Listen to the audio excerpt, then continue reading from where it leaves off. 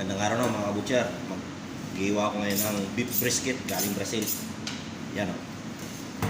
Quality yan na baka. Yan, brisket. Bali, yung hiwa namin, dito lang sa butchery shop namin yan.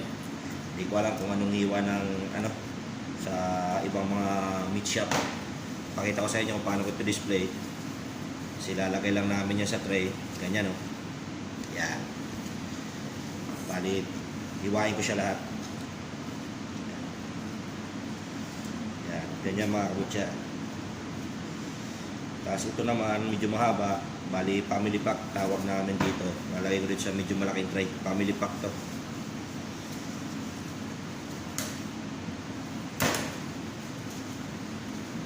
Yeah.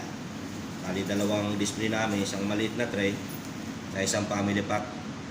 Ito yung family pack, ito yung maliit lang na tray. Medyo ayus-ayusin lang para maganda yung niya, display niya sa counter.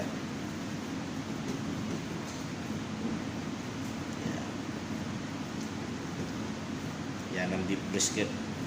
Tansya lang yung kapal niya mga kabutcher. Hindi masyadong makapal. Hindi rin masyadong manipis. Yan.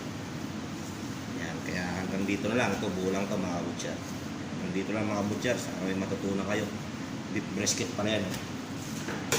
Ito sa baboy. Yan po. Okay.